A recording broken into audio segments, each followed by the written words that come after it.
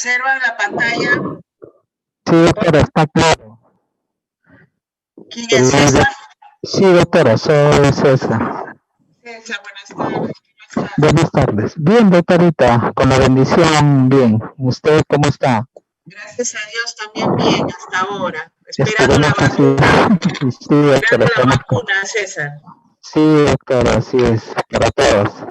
Sí. Dios quiere que accedamos. Ya, doctorita. Ahí ven audio y ahí está bien todo, doctora. Perfecto, voy a empezar, ¿ya? Ya, doctorita. Son 2 clases, ¿no, doctora? 2 clases. Esta primera es un poco larga, la otra es un poco más corta. Por eso Ya, voy a doctora. empezar ya. Ya, doctora. Listo. Entonces, el día de hoy tenemos 2 clases correspondiente a anestesia intravenosa y la segunda clase correspondiente a unidad de recuperación posanestésica.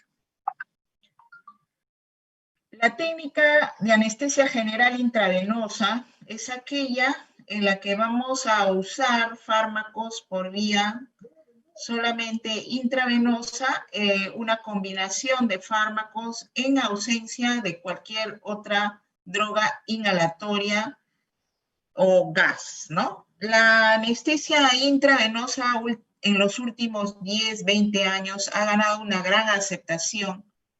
Es la asociación de agentes hipnóticos, relajantes musculares y analgésicos de acción rápida, muy corta, a través de equipos de infusión que son fáciles de usar y que tienen propiedades físicas y farmacológicas especiales para su administración por vía intravenosa, ¿no? También otra de las ventajas de esta técnica es que es totalmente ecológica, no contamina el ambiente, no contamina el personal médico y hay poca toxicidad. Para que un fármaco intravenoso sea potencialmente muy bien usado, tiene que reunir unas propiedades físicas y farmacológicas como son la compatibilidad entre drogas y su estabilidad en solución acuosa, la incapacidad de producir dolor durante la inyección, flebitis, daño tisular por extravasación, el potencial bajo para liberar histamina y desencadenar una reacción de hipersensibilidad. Deben ser drogas o fármacos de inicio rápido y de acción uniforme, rápido metabolismo y rápida relación entre dosis-respuesta que aumentaría la facilidad de la administración en forma titular y minimizar así la acumulación. El fármaco endovenoso ideal debería tener ausencia de depresión cardiovascular y respiratoria, debería disminuir el metabolismo cerebral, el flujo sanguíneo y la presión intracraneana, así como también debería tener ausencia, debería producir o no debería producir náuseas y vómitos postoperatorios, sí debería haber amnesia y reacciones psicomiméticas, ausencia de reacciones psicomiméticas, no debería haber mareo ni dolor de cabeza o sedación prolongada, ¿no? Debe ser de una forma reversible, rápida e uniforme en cuanto a la conciencia y a las habilidades cognitivas. Esta técnica endovenosa es una técnica de anestesia general, pero también puede estar indicada en los casos de coadyuvar una anestesia inhalatoria, en cuyo caso se transforma en una anestesia balanceada, como ya hemos dicho en las clases anteriores. También otra de sus indicaciones es la sedación unido a anestesia local o anestesia regional. La técnica de anestesia general en sí, endovenosa, para procedimientos quirúrgicos de alta o baja complejidad. La anestesia ambulatoria fuera de las áreas quirúrgicas y indicada cuando uno quiere reducir las contaminaciones ambientales. Entonces, como habíamos dicho, un anestésico intravenoso ideal para ser utilizado en perfusión continua, que sería la modalidad ideal para administrar este tipo de fármacos, debería reunir ciertas características, como ya hemos mencionado. Sí, tenemos fármacos actualmente que tienen una duración de acción corta, ¿no? Que tienen periodo de latencia corto, que no se acumulan tanto en el cuerpo por ser poco liposolubles, ¿no? Y que en sentido estricto van a reunir tanto las características de hipnosis, de analgesia, como de relajación muscular. Obviamente, este tipo de anestesia general, como todas las anestesias generales que hemos visto anteriormente, necesitan el apoyo ventilatorio para el paciente, ¿no? Siempre se hace la anestesia general con la ayuda de un ventilador mecánico para garantizar la oxigenación adecuada, la entrega de oxígeno a nivel de los tejidos. Entonces, esta técnica tiene ventajas y tiene inconvenientes también. Son fáciles de administrar, entre sus ventajas, producen anestesia de forma rápida y suave, no irritan las vías respiratorias, por lo mismo que no se inhalan, ¿no? Sino se van a administrar por vía intravenosa, no son explosivos, no polucionan el medio ambiente y requieren poco equipamiento, aunque en determinadas técnicas de anestesia intravenosa más complejas, sí van a requerir equipos de infusión automática con software especializados, como vamos a ver más adelante, que podrían encarecer el procedimiento, ¿no? Eso ya depende de la logística de cada institución. Dentro de los inconvenientes de esta técnica podríamos mencionar el control del plano anestésico por el anestesiólogo, porque resulta un poco más dificultoso estar pendiente de los cambios que puedan haber dentro del organismo con respecto a la droga administrada. Cada droga tiene una característica de unión a proteínas, de volumen de distribución, de su distribución en los diferentes compartimentos tisulares, de su capacidad de redistribución y de su uso en infusión continua. Entonces, hay que estar pendiente de los cambios del fármaco dentro del organismo de cada paciente. Otro inconveniente que podríamos señalar con respecto a esta técnica es la falta de entrenamiento clínico, que muchas veces el personal médico que recién inicia puede tener ciertas dificultades a estos cambios del fármaco en los distintos organismos por las características ya mencionadas anteriormente. Pero todo depende del tiempo de capacitación del personal para enfrentarse a este tipo de anestesia general. Igualmente, la falta de soporte vital, ¿no? La fluidoterapia, la oxigenación, la intubación endotraqueal durante la anestesia intravenosa total aumentaría el riesgo anestésico en estos pacientes, ¿no? Bien, para ello cada agente endovenoso habrá que considerar entonces sus características de vía de administración, su forma, su velocidad de absorción, su inicio de anestesia, su periodo de latencia, ¿no? Su forma de eliminación del cerebro y de la sangre, sus rutas metabólicas, su tipo y calidad de anestesia que se producen, efectos cardiorrespiratorios, relajantes musculares y propiedades analgésicas, así como sus uniones a proteínas plasmáticas y sus efectos tóxicos y problemas específicos que pueden ocasionar cada uno de ellos. Acá tenemos una pequeña tabla donde mencionamos las principales características de los anestésicos intravenosos de uso frecuente. Y entre ellos vamos a empezar mencionando a los barbitúricos. Dentro de los barbitúricos, el que más usamos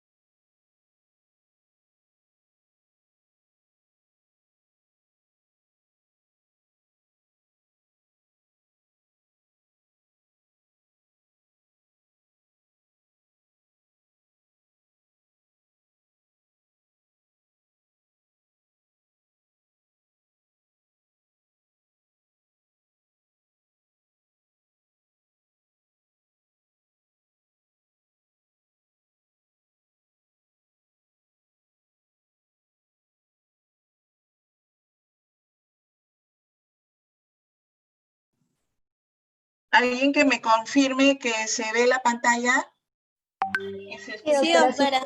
También se le escucha. Ya se vio, doctora. ¿Qué pasó? No sé qué pasó.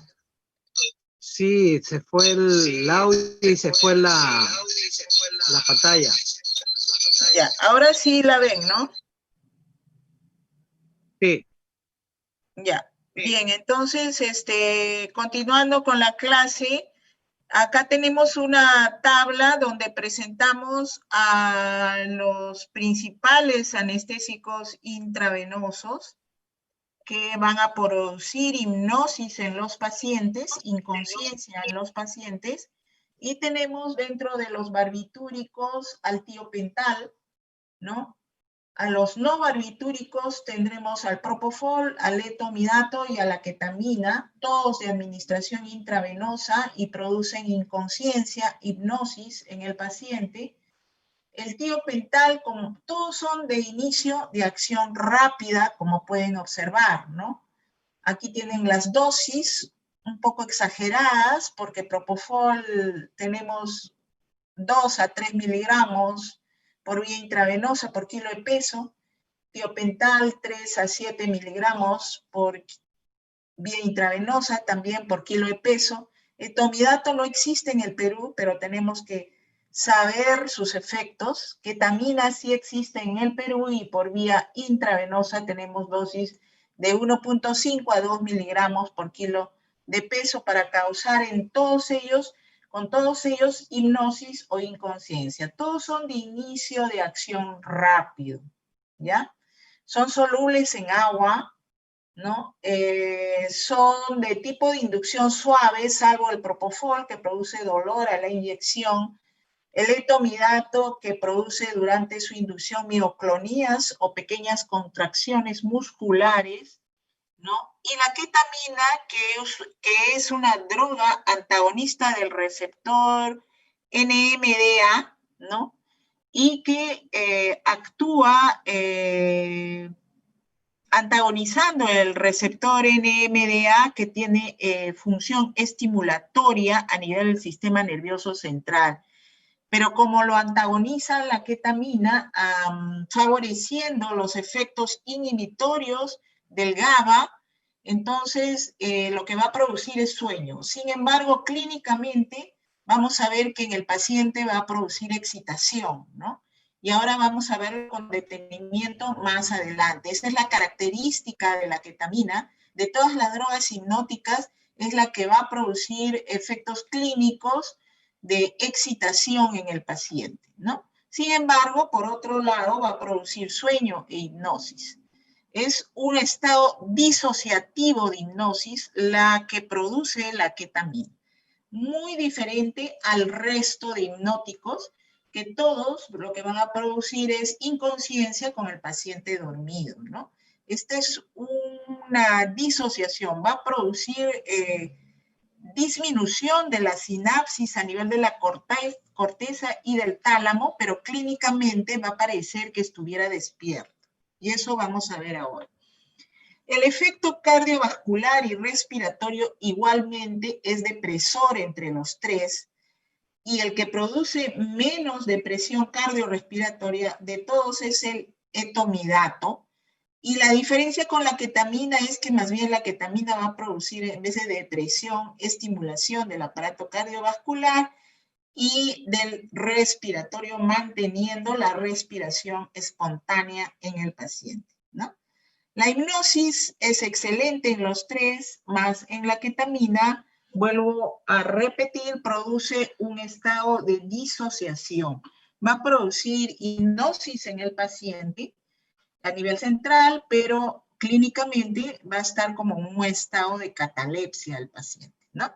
Ninguno de los tres primeros va a producir analgesia. Sí, la ketamina tiene importantes efectos analgésicos, ¿no? En cuanto a relajación muscular, excelente, el tiopental y el propofol, más no el etomidato por las mioclonías que produce, contracciones mínimas musculares, y tampoco la ketamina, no es un buen relajante muscular.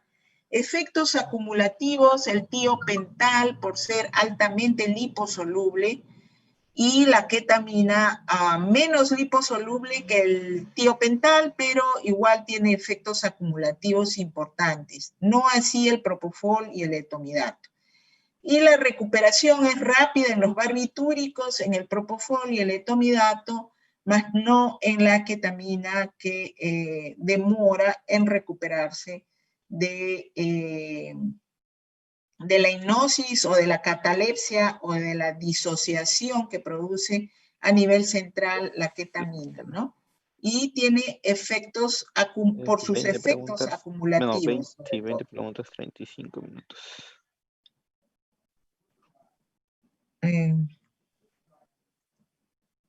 Mira, ¿qué pasó?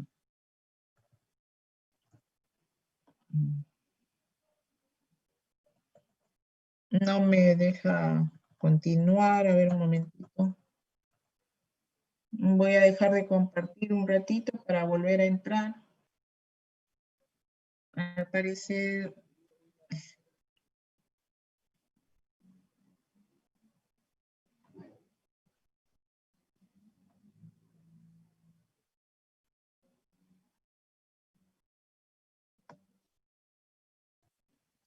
Bien, entonces todas estas drogas van a actuar a nivel de receptores de la membrana celular, receptores que se caracterizan por estar unidos a proteína G, y ustedes saben que la proteína G dentro de su estructura del receptor de proteína G van a haber receptores adrenérgicos alfa y beta. Dentro de los beta van a haber beta 1, beta 2, y dentro de los alfa también van a haber alfa 1 y alfa 2, y de acuerdo a cómo se liguen a este tipo de receptores, van a haber efectos de broncoconstricción, vasodilatación, vasoconstricción o efectos inotrópicos positivos, ¿no? Además, receptores también muscarínicos, colinérgicos, y van a producir pues sus estimulaciones de dichos receptores, ¿no? Produciendo sus efectos en cada uno de los receptores. También van a haber efectos a nivel de alfa-2 adrenérgicos, como les estaba mencionando. Por lo tanto, tienen que deducir que van a haber efectos de vasoconstricción o vasodilatación. También van a actuar a nivel de otros receptores, ¿no? Como son los opioides, ¿no? Los opioides o analgésicos van a actuar a nivel de los receptores medulares para opioides de tipo delta, mu y kappa.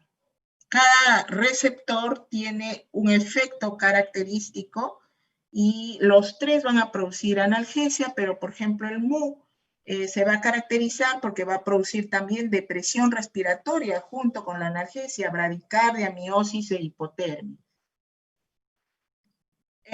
También van a actuar a nivel de receptores cannabinoides, a nivel de la corteza cerebral, produciendo analgesia, sedación, disminución de la náusea y el vómito.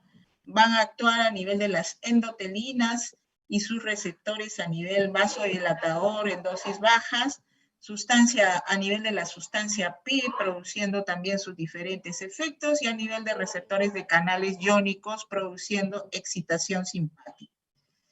Entonces, tener en cuenta todos estos receptores y sus determinadas acciones, ¿dónde van a actuar estos fármacos? Hay otros factores que van a influir sobre la potencia de los fármacos intravenosos, como son el grado de ionización del fármaco, ¿no?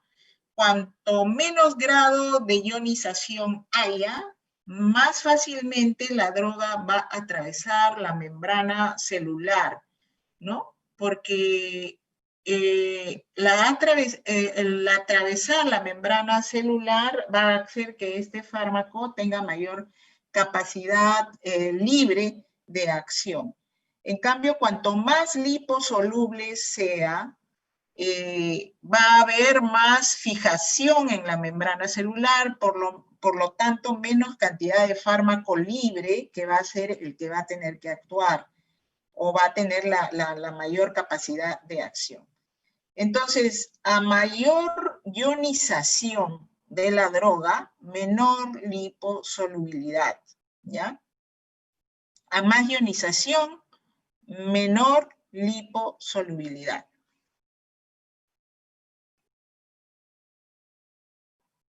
La dosis de carga es otra característica importante en la administración de la anestesia intravenosa y se usa cuando es necesario un efecto rápido del fármaco que desea alcanzar una concentración estable terapéutica sin esperar que la droga se acumule.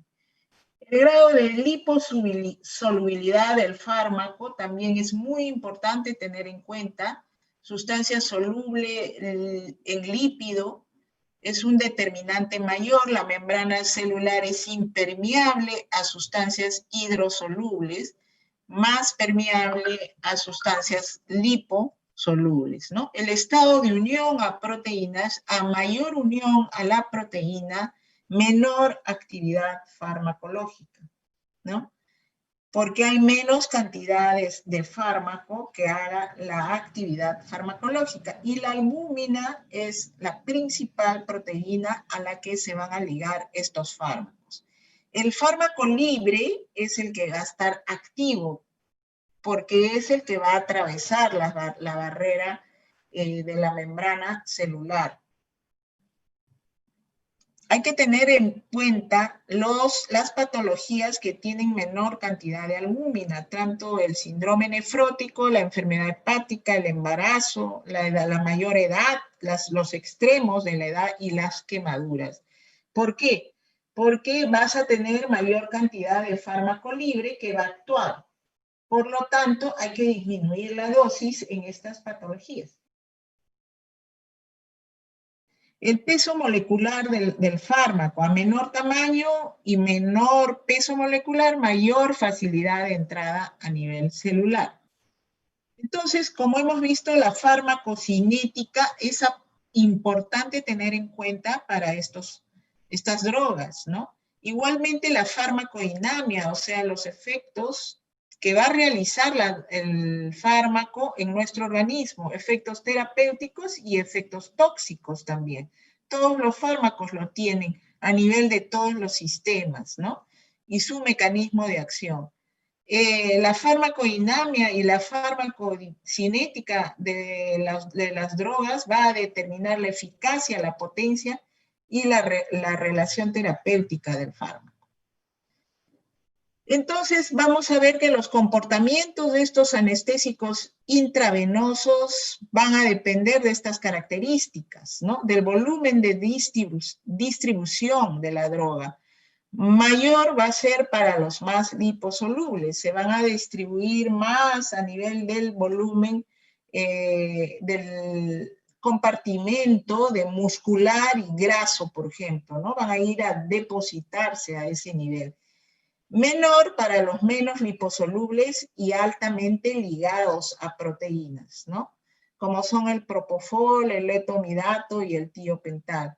Por lo tanto, va a haber menos distribución para estas drogas y por eso rápidamente el paciente va a entrar en hipnosis y rápidamente va a salir del sueño, porque estas drogas son menos liposolubles y altamente ligados a proteínas.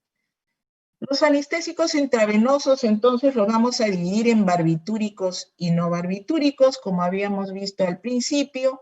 Los barbitúricos, según su mecanismo de acción, pueden ser de acción prolongada, intermedia y ultracorta.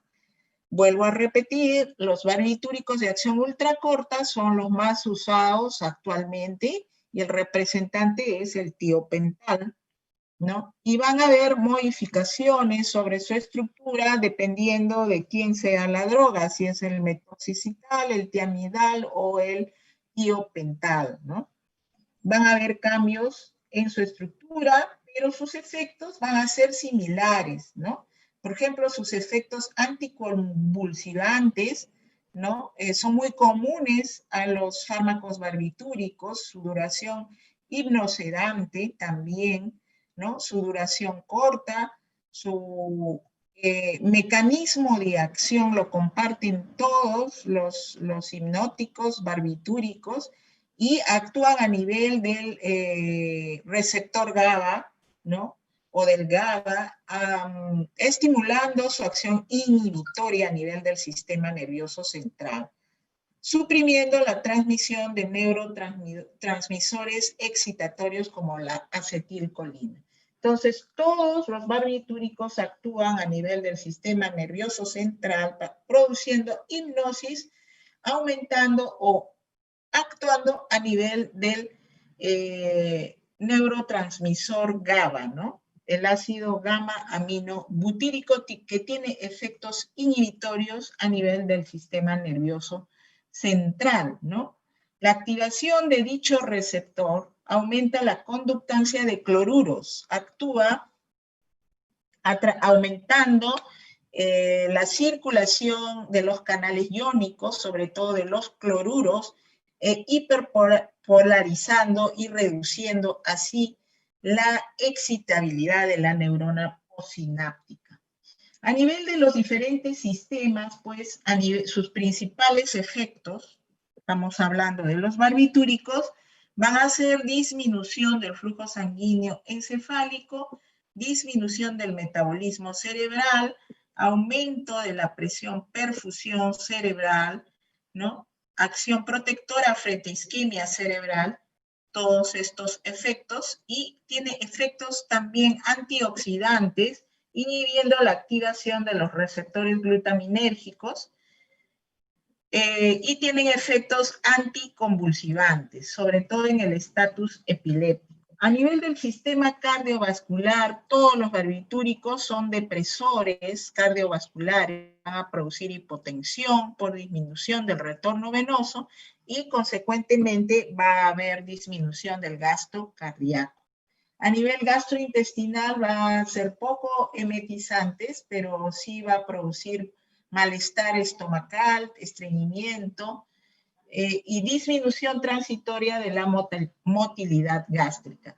Podrían haber efectos a nivel respiratorio de disnea, de epístasis, pero en su gran mayoría van a deprimir el sistema nervioso central, perdón, el sistema respiratorio llevándolo a la apnea total, ¿no? Los efectos a nivel neuroendocrino van a modificar levemente la liberación de catecolaminas, de corticoides, el aumento del cortisol, ¿no? El aumento leve de los niveles de glicemia, ¿no? Sobre todo el tiopental, y va a disminuir el metabolismo basal. En otras áreas puede haber dolor articular, puede producir sangrado en la piel, erupciones dérmicas, produce disminución de la presión intraocular y disminución de la temperatura. Pueden haber efectos de reacción anafiláctica tipo edema labial, lengua o facial, ¿no? Y pueden desencadenar estados de porfiria aguda. Está contraindicado administrarlos en los diagnósticos de porfiria aguda, entonces, ¿no?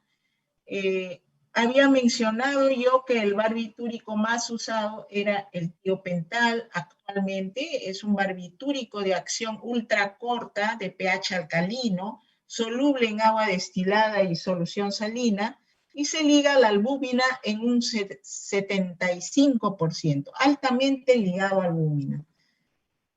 En un 75-85%, ahí tienen sus dosis por kilo de peso en adultos y en lactantes, ¿no? En nuestro país solo hay administración intravenosa, no hay presentación por vía rectal, que usualmente se usa en niños, ¿no? Pero en nuestro país no existe.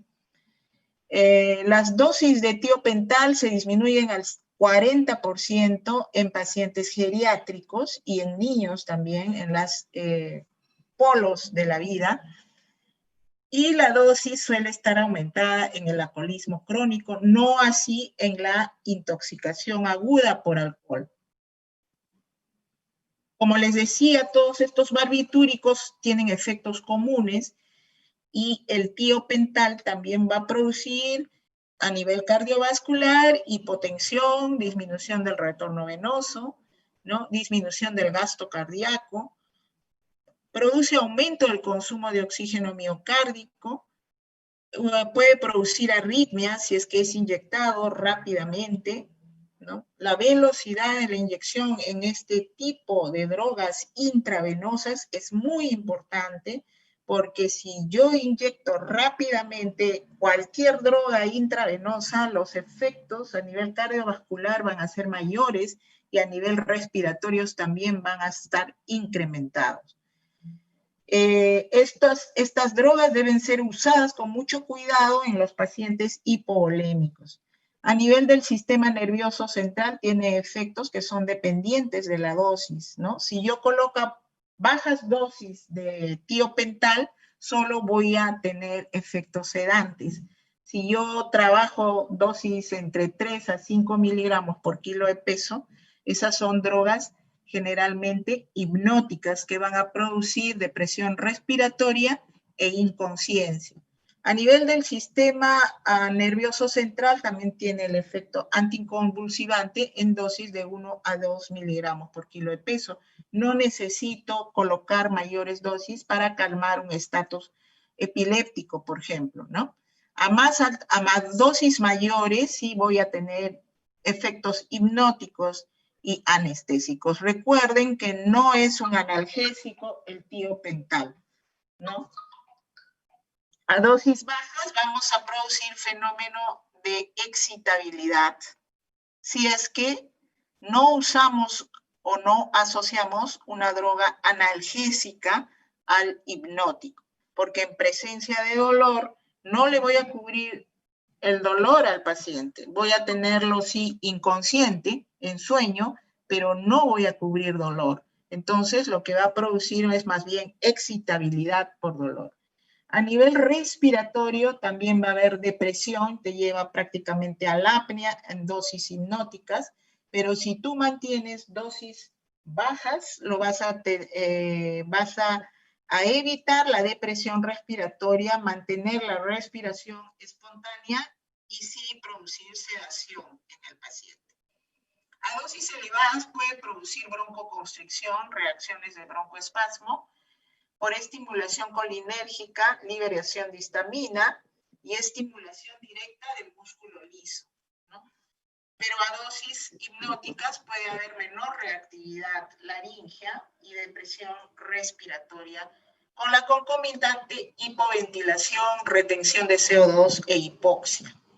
A nivel del sistema renal y hepático, los efectos son consecuencias de la disminución del retorno venoso central y de la hipotensión que pueda causar el paciente.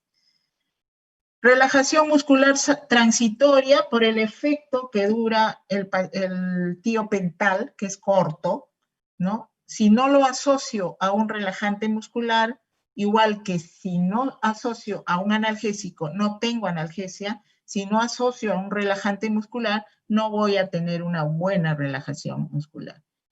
Estas drogas, el tiopental atraviesa con facilidad la barrera placentaria.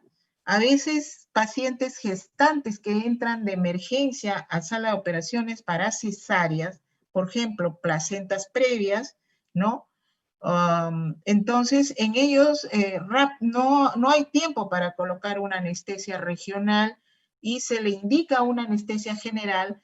Rápidamente podemos, una alternativa para producir la hipnosis en la gestante, que va a ser sometida a anestesia general, una de las alternativas es el tiopental, la otra puede ser el propofol. Cualquiera que sea el que hayamos elegido entre los dos, van a atravesar la barrera placentaria, por lo tanto, va a producir todos los efectos que produce en la madre también en el feto. El paciente puede salir deprimido desde el punto de vista cardiorrespiratorio, el producto, ¿no? Entonces, el neonatólogo, el pediatra, debe estar consciente de los efectos del hipnótico administrado para anestesia general, ¿no? Y coordinar adecuadamente no solo con pediatría, sino también con obstetricia, para que en el tiempo de menos de 3 minutos o 1 minuto que demora en actuar el tiopental, rápidamente extraiga al producto para evitar la depresión cardiorrespiratoria. Modificamos las dosis cuando en los extremos de la vida, ¿no? En el alcoholismo, sobre todo en el alcoholismo agudo y crónico, los efectos de premedicación con dosis bajas sedantes en los estados de desnutrición. Contraindicaciones de los barbitúricos y del tiopental, específicamente la historia de porfiria aguda, porque en esos pacientes más bien va a desencadenar los ataques intermitentes de porfiria aguda. También contraindicado en bronquitis crónica, asma, insuficiencia respiratoria y en todos aquellos pacientes que puedan tener fondo alérgico, ¿no? Complicaciones generalmente, aparte de las depresiones cardiovasculares y respiratorias que se pueden manejar en manos de un profesional que tenga mucha experiencia, ¿no? Entre todas las complicaciones que podemos tener por el uso de tiopental es el dolor a la inyección, ¿no? Y la extravasación del barbitúrico hacia el tejido adyacente al vaso, ¿no? O las inyecciones dentro de la arteria que podría producir espasmos arteriales con pérdida de la sensibilidad en la extremidad, flebitis y gangrena. La inyección dentro de la arteria es altamente peligrosa y dañina. Así como la extravasación del tiopental fuera del vaso también va a producir necrosis del tejido y va a haber flebitis y dolor a la inyección. Esas son las complicaciones, por eso es que hay que administrarlos generalmente diluidos y seguros de que estamos dentro de una vena y no dentro de una arteria. En cuanto a los hipnóticos no barbitúricos, el que más estamos usando actualmente es el propofol. El propofol no es un barbitúrico, es un fármaco que pertenece al grupo de los alquifenoles, ¿no? Es insoluble en agua, por lo tanto es doloroso a la inyección, ¿no? Su pH está entre 7 a 8.5, tiende a la alcalinidad, ¿no? Y su unión a proteínas, miren, es alto, mucho más alto que el tiopental, al 98%. Por lo tanto, va a haber poca cantidad de propofol libre en el plasma, libre que va a actuar, poca cantidad. Es por eso su acción rápida y su metabolismo y excreción también rápido, porque no tiene mucha unión a proteínas y rápidamente va a ir cambiando. Entonces, estas drogas, sobre todo el propofol, que está mucho más unido a proteínas, esta característica hace que lo indiquemos en infusión continua y no en bolo. Porque en bolo va a haber un pico plasmático en segundos y luego va a caer bruscamente porque hay poca cantidad de propofol en plasma que va a durar muy poco tiempo. Entonces es mejor administrar esta droga en infusión continua para mantener niveles plasmáticos más estables de la droga que se mantenga a nivel del tiempo. Y con menor dosis aminoramos los efectos depresores respiratorios y cardiovasculares en el paciente. Esa es la característica de la administración por infusión intravenosa de todas estas drogas altamente unidas a proteína de efecto muy corto y de metabolismo ultra rápido. Es tricompartamental, quiere decir que rápidamente va a pasar al primer compartimento, que es el intravascular. Luego va a agarrar el segundo compartimento, que es el tejido, ¿no? El intersticial. Y luego el tercer compartimento es el sitio efecto, o sea, ¿dónde quiero yo que la droga actúe? A nivel de corteza cerebral. Quiero que produzca hipnosis. Por eso es que le llaman el tercer compartimento el sitio efecto, donde queremos que actúe la droga, el fármaco, en este caso el propofol. Es altamente liposoluble, pasa rápidamente la membrana y permite su distribución rápida desde la sangre hacia los tejidos. En 3 a 5 minutos ya el paciente está totalmente dormido. Si nosotros hablamos de monitoreo, estaríamos en 3 a 5 minutos, en 3 minutos, en menos de 3 minutos diría yo en la práctica, prácticamente con el paciente totalmente en un BIS, en un monitoreo biespectral, entre 40 y 60, que son los límites de hipnosis para todos los pacientes. Es compatible o diluible en dextrosa al 5% y no es sensible a la luz. Su absorción se administra por vía intravenosa para inducción de anestesia general. Su distribución produce un inicio de acción rápido. El despertar también es rápido, por lo mismo que tiene su eliminación rápida y es poco liposoluble, por lo tanto no va a tener efecto acumulativo, no se va a pegar a grasa ni a músculo y no va a tener efecto acumulativo, ¿no? Entonces, debido a su vida media de distribución, que es de 2 a 8 minutos, al cabo de ese tiempo el paciente está totalmente despierto si es que usted no ha administrado una segunda dosis para producir hipnosis. Su biotransformación se metaboliza a nivel hepático, su aclaramiento metabólico es alto, rápidamente, 10 veces superior al tiopental, excediendo el flujo hepático, lo que implica la existencia del metabolismo extrahepático. Su aclaramiento metabólico oscila entre 1.3 a 2.2 litros por minuto. La edad puede modificar el volumen de distribución y el aclaramiento a partir de los 60 años, ¿no? Siempre y cuando tengamos pacientes adultos mayores, hay que disminuir la dosis al 50%. Recuerden, su metabolismo hepático y también tiene un metabolismo pulmonar en un 4%. Su dosis de inducción, ¿no? En pacientes adultos, 2 a 2.5 miligramos por kilo de peso y en infusión continua, en goteo continuo, 6 a 12 miligramos kilo hora, ¿no?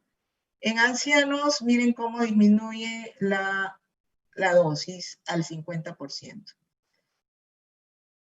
Tras una única dosis, el despertar es en 5 a 10 minutos. Si has usado el propofol solo, en 5 minutos está despierto. Si lo has unido a opioide o a otro tipo de analgésico, va a demorar en despertar en unos 10 minutos, ¿no?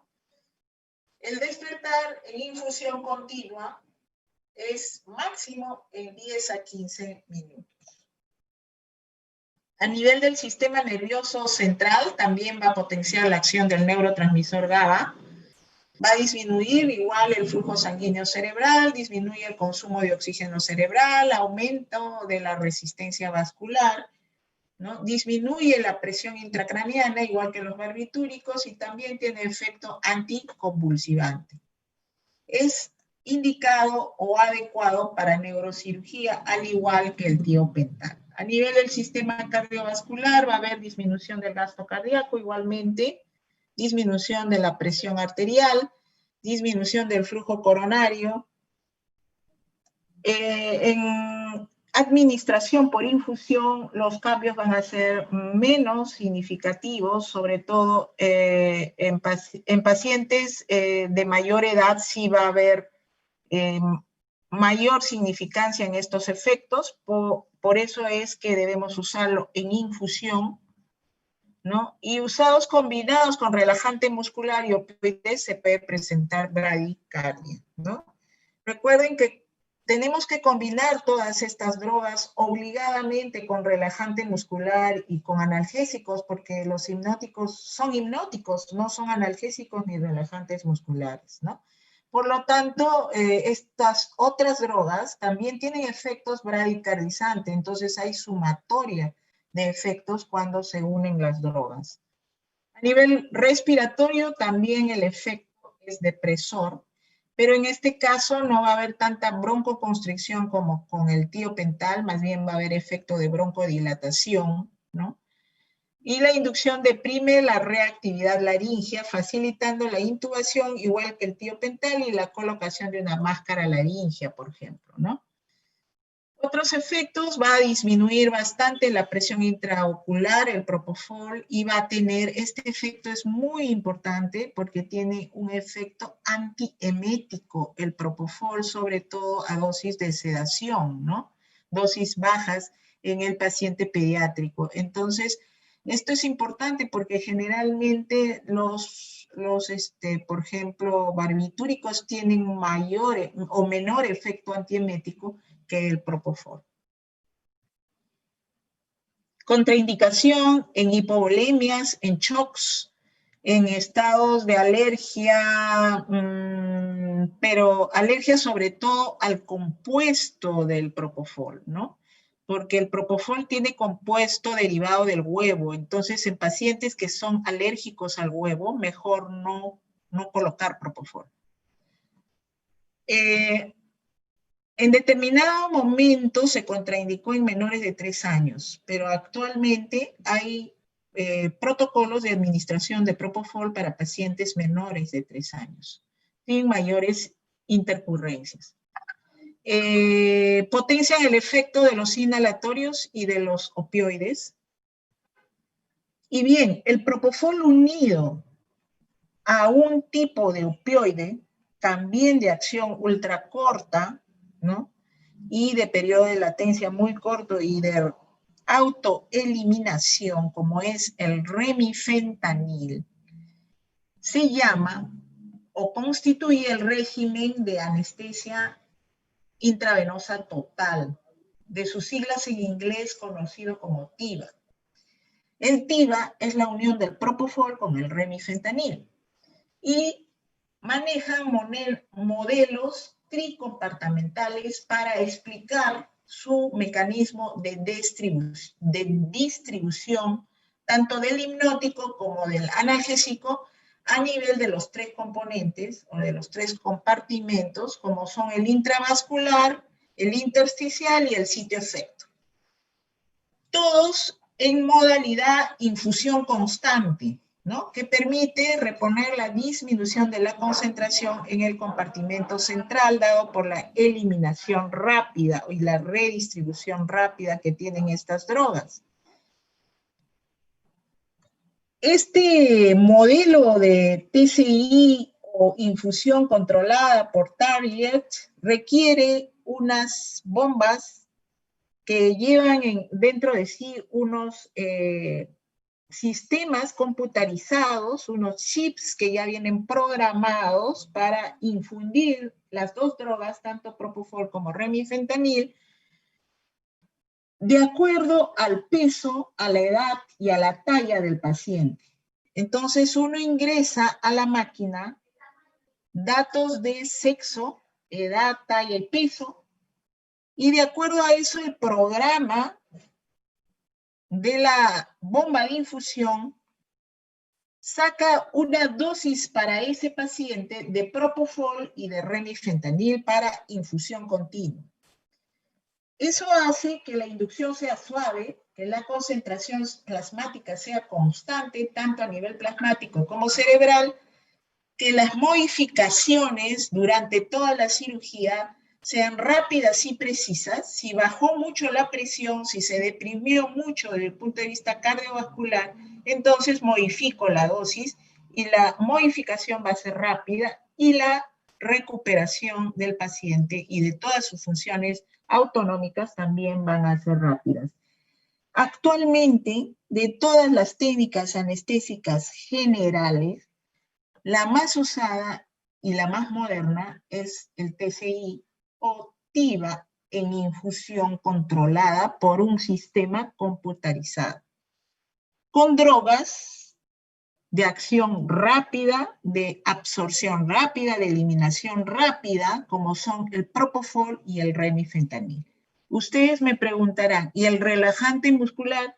El relajante muscular, si usted gusta, si el anestesiólogo gusta y lo decide así, lo va a infundir también a través de otra bomba de infusión o lo va a aplicar en bolos a través de la vena. Y todo hace la técnica intravenosa total.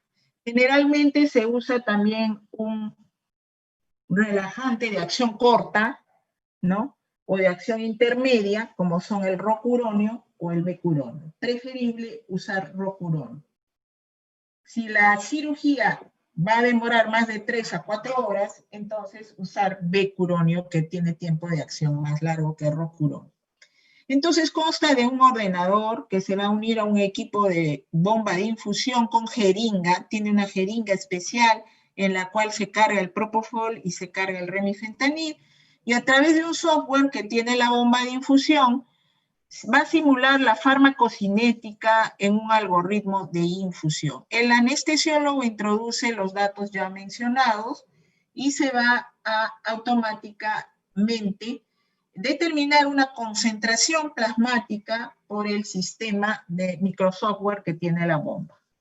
Es lo que estamos usando actualmente en todos los pacientes, el TIVA, la anestesia intravenosa total. Hablando de otro hipnótico no barbitúrico, tenemos la ketamina. La ketamina, como les había mencionado, es un antagonista del receptor o del neurotransmisor NMDA, que es un neurotransmisor excitatorio a nivel del sistema nervioso central. Va a antagonizar el receptor del NMDA, la ketamina. Lo que va a producir es más bien favorecer al GABA indirectamente, que tiene efectos inhibitorios a nivel del sistema nervioso central. Predominando el GABA, va a actuar la ketamina, antagonizando el receptor del NMDA, pero va a producir en el paciente un estado de disociación, ¿no? Cortical. A nivel cortical va a producir sueño, pero usted clínicamente va a ver al paciente despierto, con los ojos abiertos. ¿Se dan cuenta? Los efectos son de hipnosis, pero clínicamente el paciente está con ojos abiertos, con respiración espontánea, ¿no?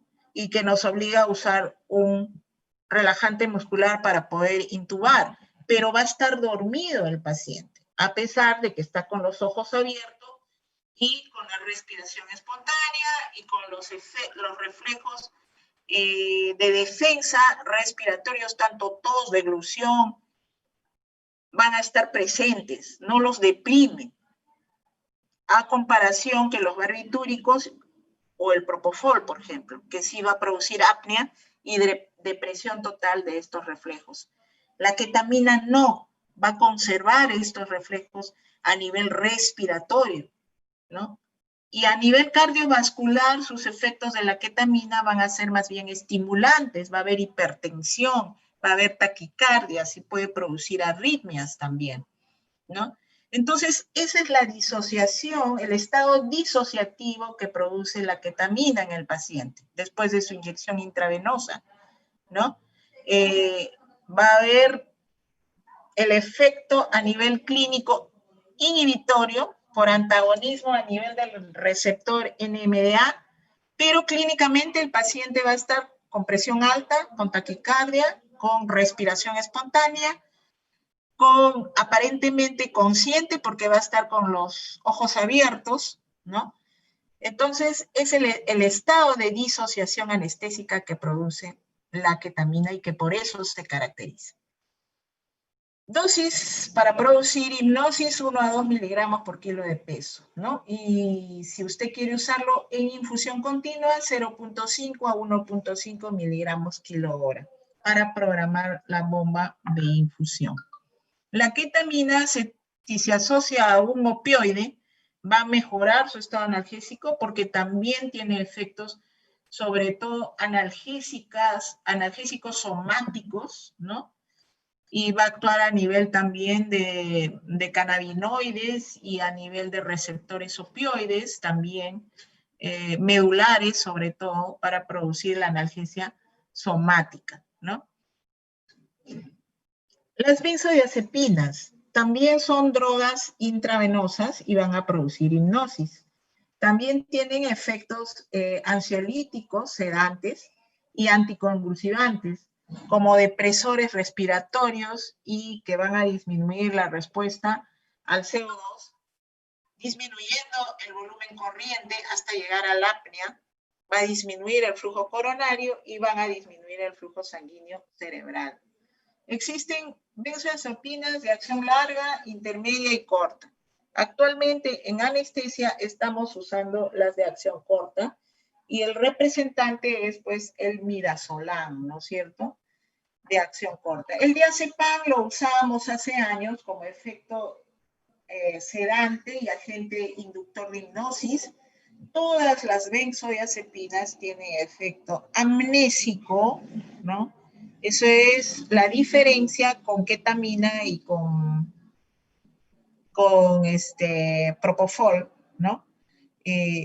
Diazepam las benzodiazepinas y diazepam y midazolam son amnésicos, quiere decir amnesia anterógrada, desde que se inyectó, se administró para adelante, no vamos a tener recuerdos en el paciente.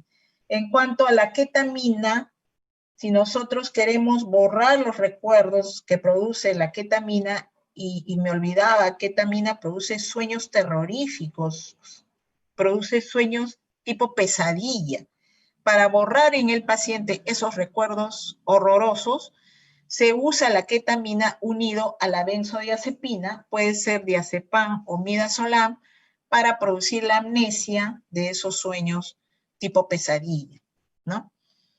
Entonces también diazepam como midazolam van a tener efectos amnésicos, anticonvulsivantes, ¿no? Y tienen drogas dependientes, efectos dependientes de la dosis. A dosis menores es sedante, anticonvulsivante, amnésico, y a dosis mayores producen hipnosis, sueño profundo. Vienen en ampollas de 10 miligramos, ¿no? El midazolam es conocido como la benzodiazepina de acción ultracorta. Va a demorar 4 horas en ser totalmente eliminado del organismo. El diazepam se elimina totalmente del organismo en 12 horas. Por eso es que midazolam es la benzodiazepina de acción corta, y además el midazolam es hidrosoluble, no va a producir dolor a la inyección. No así el diazepam. El diazepam sí produce dolor a la inyección, tanto intramuscular como intravenosa, porque es más liposoluble y va a producir mayor flebitis y dolor a la inyección, el diazepam. El midazolam no.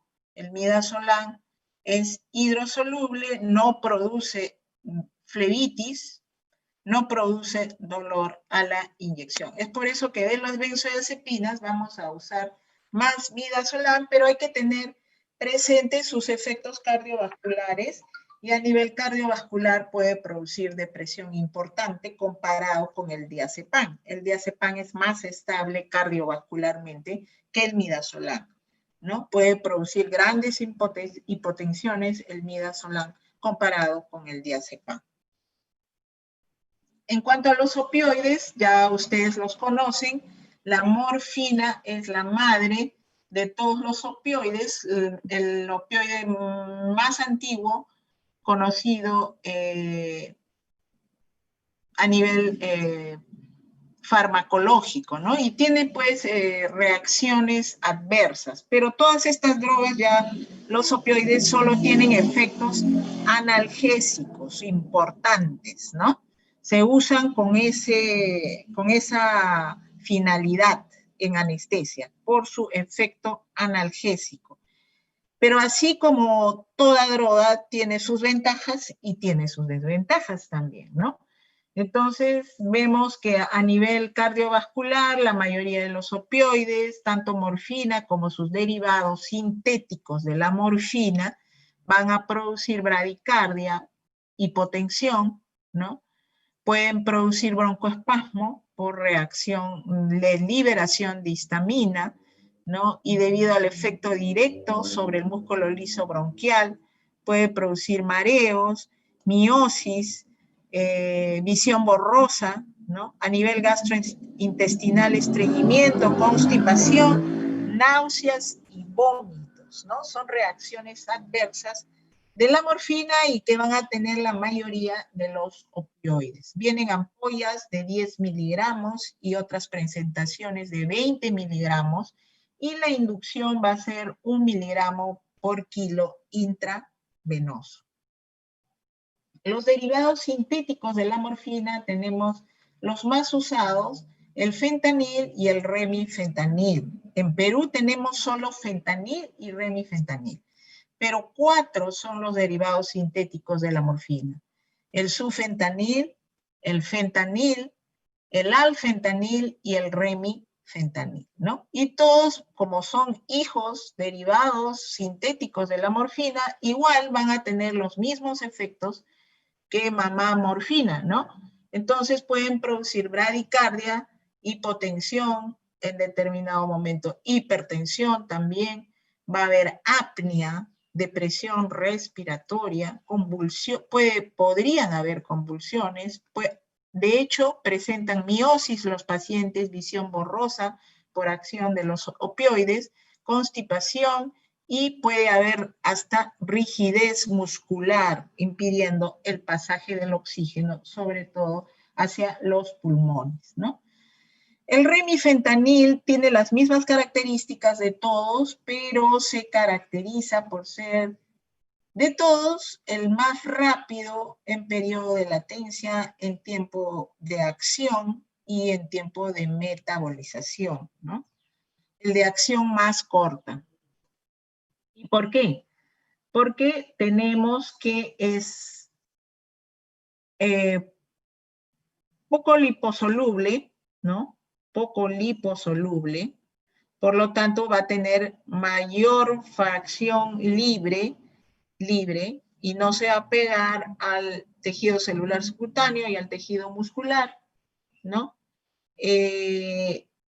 Va a estar altamente pegado a proteínas, ¿no? Y va a haber mayor cantidad de acción de fracción libre, ¿no? Dosis de infusión, este opioide generalmente se utiliza se administra en infusión porque nunca se administra en bolo, como sí puede hacerlo fentanilo, ¿no? ¿Por qué? Porque produce rigidez de la pared torácica, ¿no? Rigidez muscular de la pared torácica, impidiendo su distensibilidad para oxigenarse, ¿no? Entonces, solamente se administra en infusión, nunca en bolo. El fentanil puede administrarse en infusión, puede administrarse en bolo.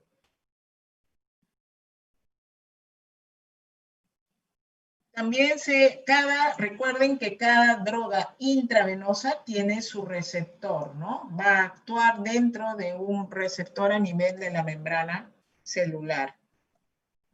Y por último, mencionar dentro de los intravenosos a la dexmetomidina, que es un fármaco imidazolínico, ¿no? Y se utiliza para sedación, por sus efectos de sedación, analgesia y como coadyuvante de la anestesia. Generalmente se usa para procesos quirúrgicos o intervenciones quirúrgicas cortas, generalmente de cirugía plástica, cuando el cirujano administra la anestesia local y se coadyuva con una infusión de dexmetomidina para producir sedación y analgesia en el paciente, sin tener los efectos de depresión respiratoria de un opioide, por ejemplo. Este fármaco va a actuar porque tiene afinidad de los receptores adrenérgicos alfa 2, ¿no? Entonces, lo que va a producir no solamente es sedación y analgesia, sino también va a producir vasodilatación y como consecuencia de la vasodilatación va a haber hipotensión, ¿no es cierto? Entonces hay que tener mucho cuidado, puede producir también bradicardia o taquicardia, dependiendo del grado de vasodilatación que produzca esta droga en el paciente. ¿Ya? La hipnosis inducida es similar al sueño lento y se asocia con capacidad para la conservación de la función inmunológica y cognitiva. Va a haber sedación. Una hipnosis leve, no profunda. Son los efectos de ansiolisis, analgesia y sedación que va a producir la dexmetomidina, que se van a aprovechar para coadyuvar anestesias de tipo ambulatorio, ¿no? Que se unen a anestesias de tipo local o regional, con efectos protectores a nivel del sistema nervioso central, sin producir depresión respiratoria. Son antihipertensivos, son sedativos, analgésicos, ansiolíticos, ¿no? Pero pueden producir hipotensión, bradicardia y náusea. Muy bien, eso es todo con respecto a la anestesia intravenosa. Vamos a compartir la siguiente clase.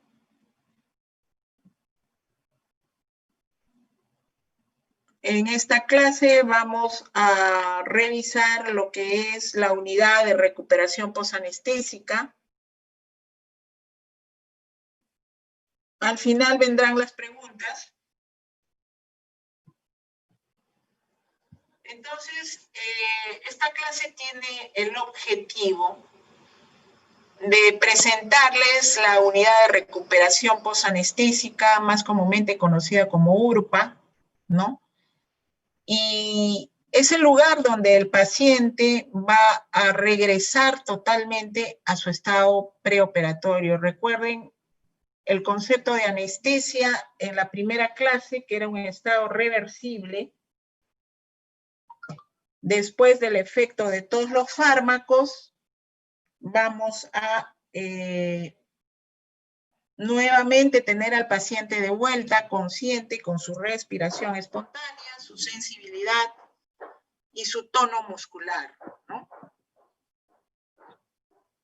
Deben en la recuperación, en la sala de recuperación posanestésica, lograr su nivel funcional más adecuado para que sean capaces de totalmente ventilar espontáneamente, recuperar su conciencia en totalidad y sobre todo la estabilidad cardíaca y pulmonar, y recuperar su capacidad motora, sobre todo no solo en URPA, sino en el piso, ¿no es cierto? O en su cama, en su servicio de hospitalización.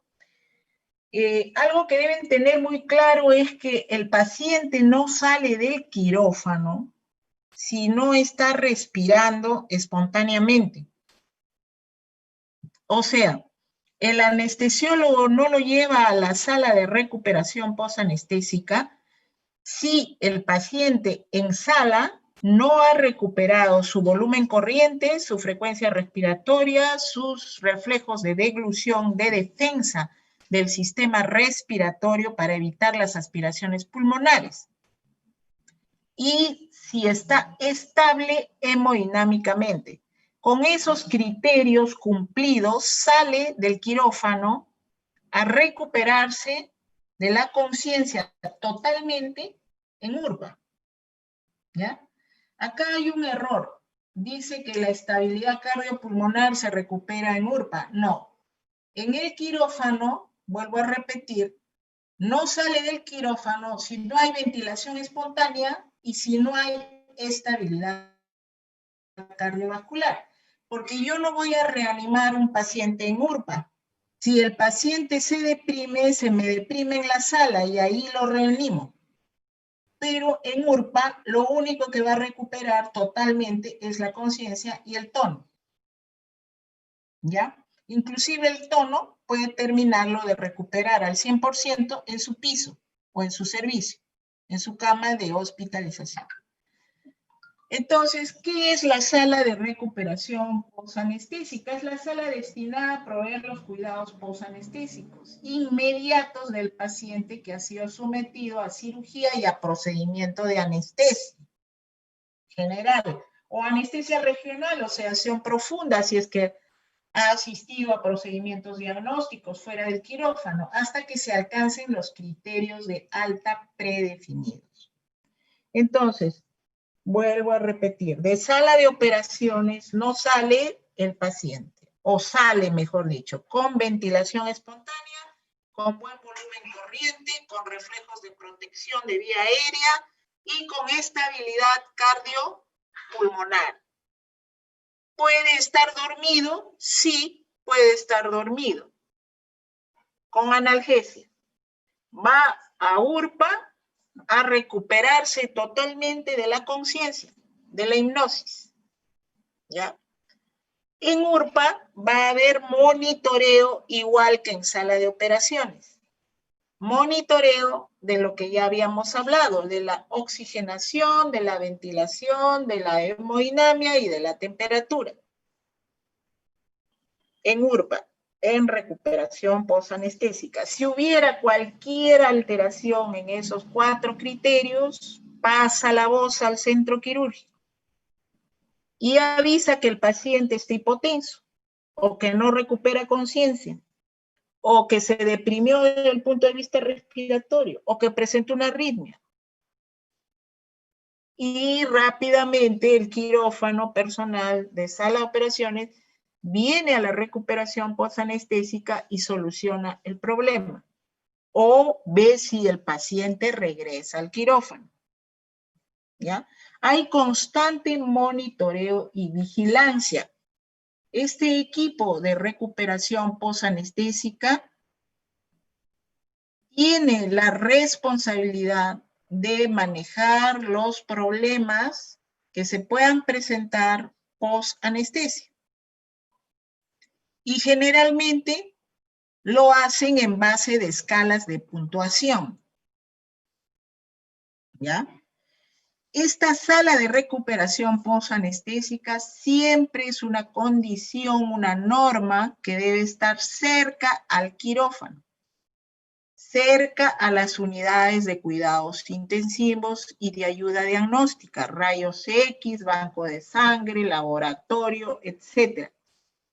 También debe tener acceso muy cercano a la unidad de cuidados coronarios, no solamente a la UCI, sino también a la unidad de cuidados coronarios.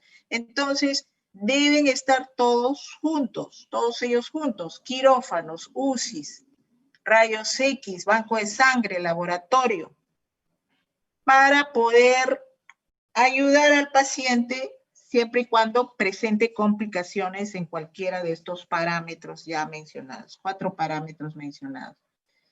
Sus puertas deben ser amplias, debe tener alta iluminación. Cada cama contiene su sistema de oxígeno, de aire, de succión. Deben haber 2 camas por cada quirófano. Si en mi centro quirúrgico hay 3 salas, por lo tanto debo tener 6 camas en recuperación. Eso por norma. ¿Ya? La sala debe estar abierta a las 24 horas. Debe haber habitación para pacientes aislados. No sabemos si es un COVID-19. Actualmente debe haber un ambiente especializado para ese tipo de paciente, para paciente con VIH, con portador de hepatitis, etcétera, ¿no? Portadores de difteria. Deben tener habitaciones para pacientes aislados, zona de materiales y una central para el personal, ¿no? La unidad de recuperación posanestésica, igual que la sala de operaciones, está a cargo de un médico anestesiólogo. El equipo entonces lo forma un médico anestesiólogo y una jefatura de enfermería que también va a tener a su cargo personal paramédico. Las indicaciones las deja el médico anestesiólogo que las hace efectivas la enfermera y el médico anestesiólogo reciben al paciente apenas llega a la unidad de recuperación posanestésica. Entonces, cada cama debe haber una fuente de oxígeno empotrado u oxígeno en balón portátil, ¿no? Sistemas de oxigenoterapia, desde cánulas nasales hasta máscaras administradoras de oxígeno en forma simple, con bolsa reservorio, ¿no? O máscaras Venturi, ¿no? Los sistemas de bolsa y máscara para dar la ventilación asistida en los casos de depresión respiratoria, el sistema para medir la oxigenación en todos los pacientes, por lo tanto deben haber multiparámetros, monitores multiparámetros que contengan pulso oximetría, capnografía, temperatura, medición de la presión arterial y de la frecuencia cardíaca para ver la estabilidad hemodinámica. Si en caso se presentaran paros cardíacos en la unidad de recuperación posanestésica, porque como vamos a ver más adelante van a haber arritmias también, por lo tanto debe estar a la mano el coche de paro, de emergencia cardiorrespiratoria con todas las drogas y con todo este material que no debe faltar en un carro de reanimación cardiopulmonar, ¿no? Desde catéteres intravenosos hasta catéteres venosos centrales, analgésicos, ¿no? Drogas de reanimación cardíaca, antihistamínicos, antieméticos, antiarrítmicos, ¿no? Entonces el personal, les decía, está conformado por un médico y personal de enfermería y todos coordinan con el personal de quirófano. El médico anestesiólogo que estuvo a cargo de ese paciente hace un informe en una hoja de anestesia del desarrollo de la técnica anestésica, la técnica quirúrgica, el diagnóstico final del paciente y de cómo se comportó el paciente desde el punto de vista oxigenatorio, hemodinámico, ventilatorio en sala de operación. Los registros de su presión arterial, su frecuencia cardíaca, su temperatura, cómo sale al momento del alta, con qué hemodinamia, con qué BIS, con qué oximetría y capnografía sale de sala de operaciones hacia la recuperación posanestésica. En la recuperación posanestésica, el anestesiólogo a cargo recibe al anestesiólogo de sala de operaciones toda la información y le firma un documento médico legal, cómo está recibiendo y cómo está entregando al paciente.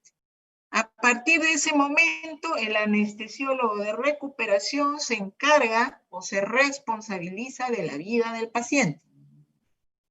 Y tiene a su cargo el personal de enfermería y el personal paramédico que va a ayudar en la recuperación del paciente. Generalmente cuando los pacientes están estables, despiertos y no son complicados, hay una enfermera por cada 3 pacientes. Si el paciente es pediátrico, el paciente es de cirugía mayor, pero está estable fisiológicamente, o un paciente inconsciente que controlarlo, entonces habrá una enfermera cada 2 pacientes. Pero si el paciente es complicado y tiene soporte vital, complicaciones, debe haber siempre enfermera por cada paciente complicado, ¿no? Que requiera soporte, monitoreo, complicaciones, etc. Y a su vez debe haber un reemplazo para esa enfermera en determinado momento. Esta es la interacción que debe tener la sala de recuperación posanestésica con las diferentes zonas que ya les había mencionado para mejorar así el tratamiento del paciente en URPA. ¿Cómo sale del quirófano a URPA el paciente? Se traslada en camilla y generalmente va en decúbito lateral para evitar las aspiraciones pulmonares, porque pueden haber regurgitaciones en determinado momento del traslado. Debe ir siempre un médico anestesiólogo a la cabecera del paciente, observando la respiración espontánea, observando la coloración de los labios, el movimiento torácico del paciente, mientras llega a la sala de recuperación posanestésica, ¿no? Siempre en decúbito lateral, y se debe observar tanto la cara como el tórax del paciente. Llega a la URPA y se hace todo el informe, desde el nombre, la edad, el diagnóstico con el que entró, hasta el procedimiento quirúrgico realizado y toda su evolución intraoperatoria, como ya les había mencionado. Queda a cargo del médico anestesiólogo URPA, y entonces el médico anestesiólogo de URPA va a evaluar al paciente de acuerdo a escalas, ¿no? Escalas de recuperación posanestésica. Entre la principal vamos a mencionar a la escala de Aldrete, ¿no? Usada por primera vez en el año 1970 e incluye los criterios de actividad motora, de respiración, de circulación, evaluación de conciencia y oxigenación del paciente. Y le va a dar un puntaje de 2 a la máxima actividad motora, 2 a la respiración espontánea, a la circulación estable, 2 a la conciencia de alerta y a una saturación de oxígeno entre 98 y 100%. Total de puntaje del Aldrete para dar de alta de una unidad de recuperación posanestésica, entre 9 y 10 sale de alta el paciente de recuperación posanestésica, ¿ya? La actividad motora, pues la máxima, el movimiento de las 4 extremidades voluntariamente, ¿no? Si no, se le calificará en 1 o en 0. La respiración, igualmente la máxima con respiración espontánea, respira profundamente y tose libremente espontáneamente, ¿no? Si hubiera disnea, taquipnea, le dan una calificación de 1. El apnea y con respiración controlada es 0. Hay unidades de recuperación posanestésica que tienen ventiladores también. El paciente no se ha recuperado en el quirófano y por razones de tiempo los otros pacientes están esperando también el quirófano y no se ha podido recuperar con una respiración espontánea, pues si tenemos ventilador en el URPA, lo llevamos con tubo y lo conectamos al ventilador de URPA hasta que se despierte totalmente y recupere su respiración espontánea a cargo de otro médico anestesiólogo, siempre y cuando haya personal médico en unidad de recuperación posanestésica. Sacaré al paciente con tubo orotraqueal. Pero si no tengo personal médico en recuperación posanestésica, no puedo dar de alta del quirófano a un paciente con tubo orotraqueal. Eso sería una irresponsabilidad. Entonces, en la escala de Aldrete también evaluamos la respiración y la presión arterial y la frecuencia cardíaca como parámetros de circulación, ¿no?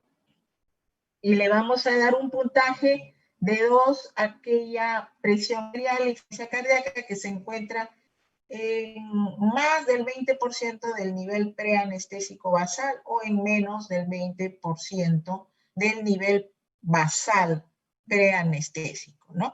Si hay disminuciones mayores, entonces va disminuyendo el puntaje en la escala de Aldrete en 1, y si hubieran menores del 100%, pues en 0, ¿no? La conciencia, si está despierto espontáneamente, 2, si despierta el llamado, 1, y si no es capaz de responder, 0. Igualmente, la saturación de oxígeno, el Aldrete modificado lleva también el criterio de saturación de oxígeno, ¿no? Capaz de mantener una saturación mayor de 92%, tiene 2 puntos. Si necesita instalación de oxígeno y satura como máximo 90% y puede mantenerlo en más con oxígeno, 1, ¿no? Si con oxígeno satura menos del 90%, ese le calificas 2. Entonces la escala de Aldrete se daba de alta con 8 puntos, pero actualmente se considera que con 9 puntos pueden salir de alta el paciente, ¿no? Lo ideal serían 10 puntos. Ahí están las calificaciones. En un cuadro se resumen todos los criterios de evaluación para escala de Aldrete. Antes Aldrete solamente reunía hasta conciencia, pero desde que salió la saturación arterial de oxígeno, ya se transformó en un Aldrete modificado, ¿no? Si queremos reevaluar esta puntuación de recuperación posanestésica, diríamos que tiene algunas limitaciones, sobre todo en los casos en que se presentan arritmias cardíacas, sangrado en la incisión, y cómo evaluar eso, cómo colocar ese puntaje de dolor severo, por ejemplo, incontrolable, o de la presencia de náuseas y vómitos persistentes, que es la complicación más frecuente en la unidad de recuperación posanestésica.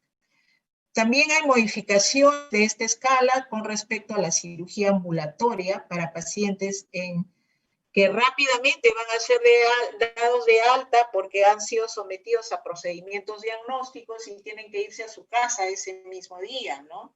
Entonces hay que considerar modificaciones de esta puntuación, ¿no? Con respecto a si recuperan la coordinación, el equilibrio rápidamente de sus funciones, una recuperación completa de la anestesia y sus efectos a largo plazo.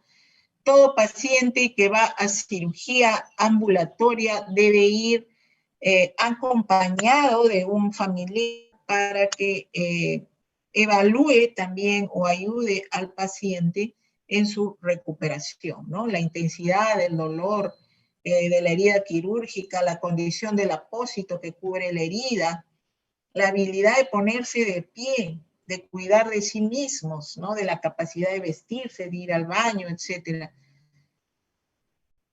Puntajes para pacientes ambulatorios, ¿no?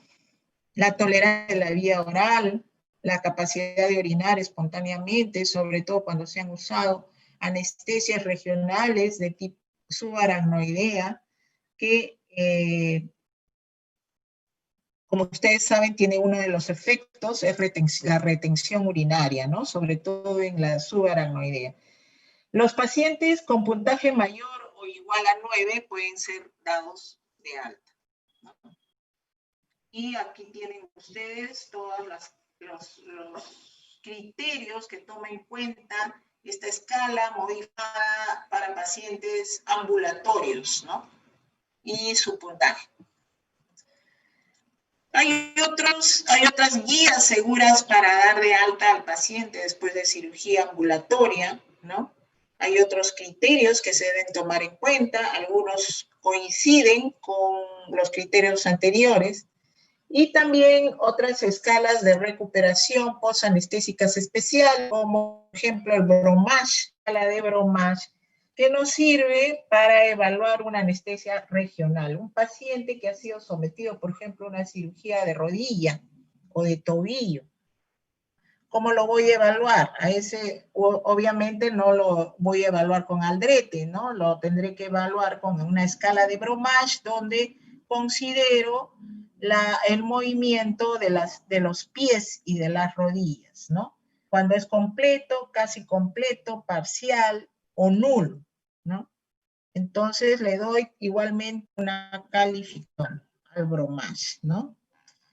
Hay escalas de recuperación posanestésica para niños, la escala de Stewart, donde evalúas estado de conciencia, sistema respiratorio, ¿no? Y de actividad muscular también. Ahora vamos a revisar qué complicaciones son las más frecuentes en URPA, las que se pueden presentar en la unidad de recuperación posanestésica y cuáles son las más frecuentes. Desde el punto de vista respiratorio, ¿no? Como el paciente no sale totalmente despierto, pueden presentarse obstrucciones faringias por el desplazamiento de la lengua hacia atrás, obstruyéndose la vía aérea, ¿no? En esos casos hay que colocar una cánula de Guenel o un tubo de Mayo para llevar la base de la lengua hacia adelante y permitir el pasaje del oxígeno, ¿no? Se pueden presentar también laringoespasmos, ¿no?, por reactividad de la vía aérea, cuando el paciente también se encuentra somnoliento y por acción de la cirugía, por ejemplo, a nivel nasal o a nivel orofaringio, cae la sangre a nivel de la glotis se cierra y produce laringoespasmo, ¿no? El tratamiento es, pues, dar oxigenoterapia, y si el laringoespasmo es muy severo, hay que colocar relajante muscular, oxigenar con grandes de oxígeno, y algunos laringoespasmos pueden terminar hasta en intubación orotranqueal o cricotiroidotomía de emergencia. También pueden haber complicaciones respiratorias tipo broncoespasmo, como reacción a las drogas, o sobre todo en los pacientes que ya tienen antecedentes de broncoespasmo o de asma, y la terapéutica es corticoides, broncodilatadores, etcétera, ¿no? Hay también complicaciones de tipo hipoxemia, ¿no? Y hay que considerar con más frecuencia a las atelectasias que producen hipoxemia muy frecuentemente en el URPA, ¿no? Entonces, y descartar otras como embolismo pulmonar, neumotórax, embolismo pulmonar cardiogénico, etcétera, ¿no? Corregir la causa, colocación de drenaje torácico en caso de neumotórax, oxigenoterapia y fisioterapia respiratoria. La causa de hipoventilación o de reteo, ¿no? Va a tener que ser obviamente la administración de fármacos que reviertan el efecto depresor de la capacidad residual, ¿no? Como son, por ejemplo, los efectos residuales de los relajantes musculares o de los propios analgésicos, ¿no?, que van a producir hipoventilación o retención de CO2, ¿no? Clínicamente va a haber hipertensión, sudoración, obnubilación, tendencia al sueño del paciente, retención de CO2.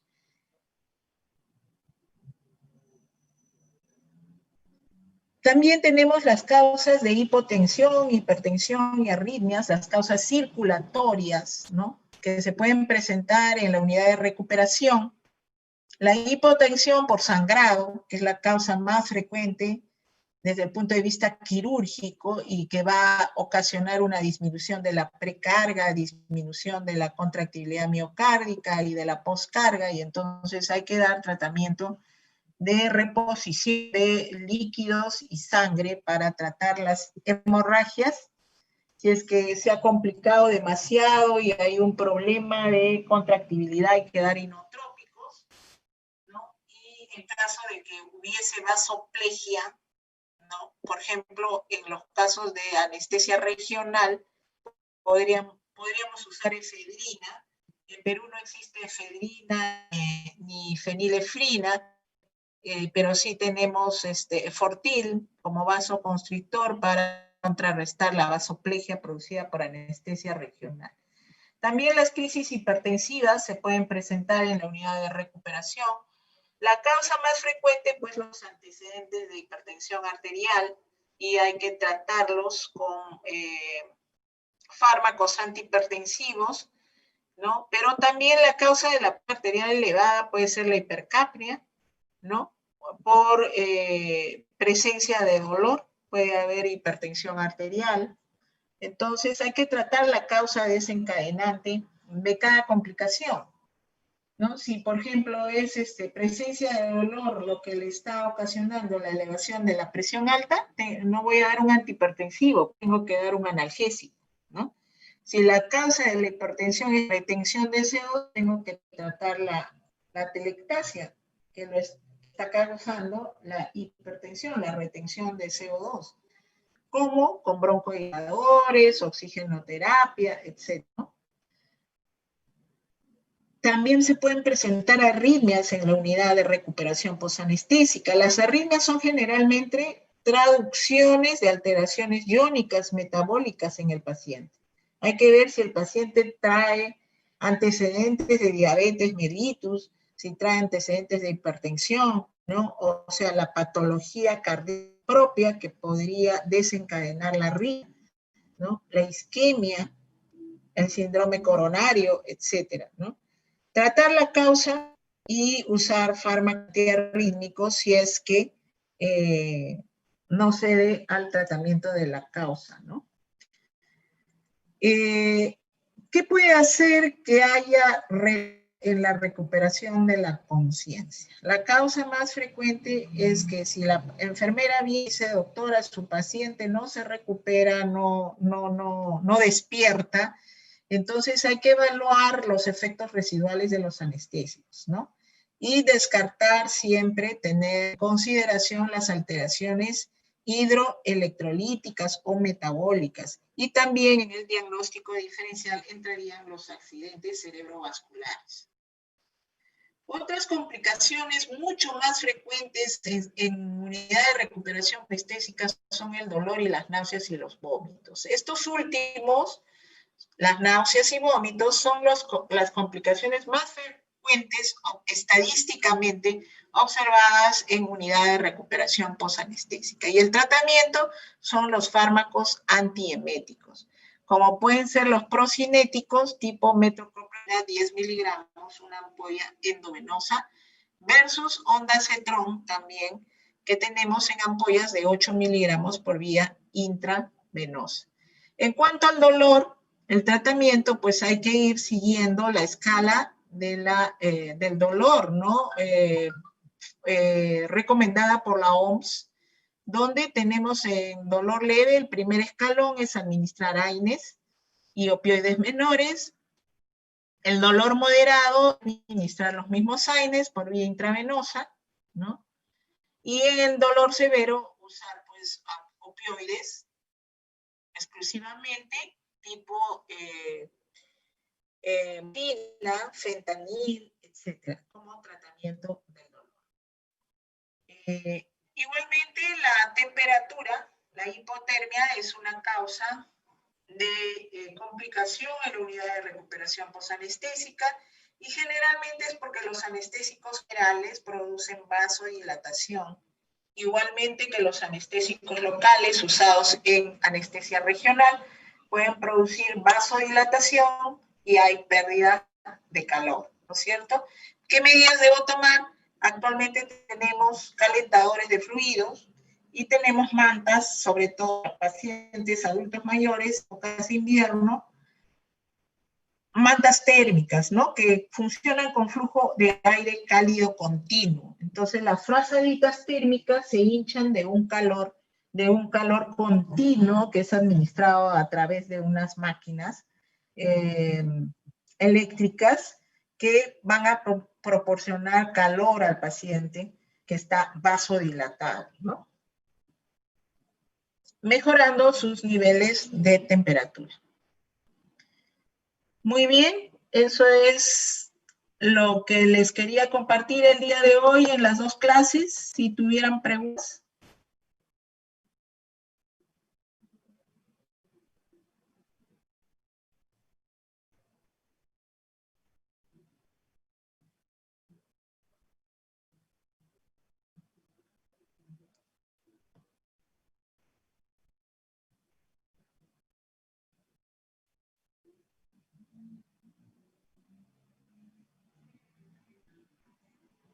¿Alguna pregunta, chicos? Creo que en el chat hay una. ¿No hay preguntas? Intravenosos y recuperación posanestésica.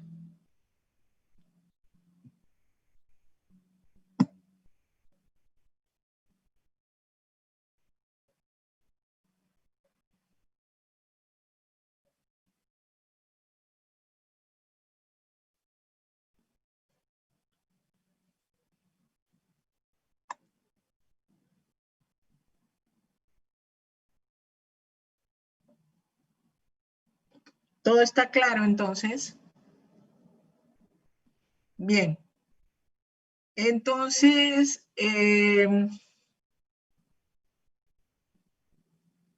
creo que tienen las clases ya colgadas en el aula. Pueden acceder a ellas, a las clases teóricas, están colgadas en el aula virtual del curso de anestesiología. El día de mañana ustedes tienen la práctica correspondiente a cateterismo. Por favor, cumplan con la entrega de sus informes correspondientes a práctica. Recuerden que tienen para plazo de entrega de informe de práctica hasta el día sábado de la misma semana, hasta las 12 de la noche. Les pediría que entreguen con puntualidad sus informes a sus correspondientes docentes para que no hayan problemas de calificación al final. No se amplía el plazo de entrega. Tienen hasta el sábado a la medianoche para entregar su informe a su respectivo docente y que sean calificados.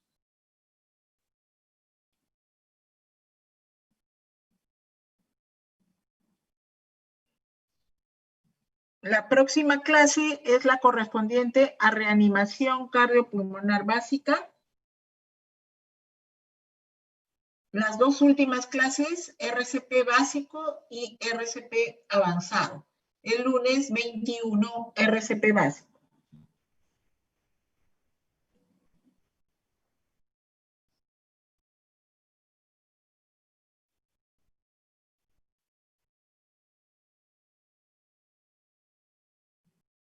¿No hay preguntas? Bueno, eso sería todo por hoy entonces. Doctora Aguilera, buenas tardes, muchas gracias. Agradecerle siempre su atención. Doctora, que tenga usted muy buenas tardes. Y buenas tardes para todos los jóvenes. Buenas tardes, alumnos. Gracias. Hasta luego, doctora. Hasta luego, César. Hasta la próxima.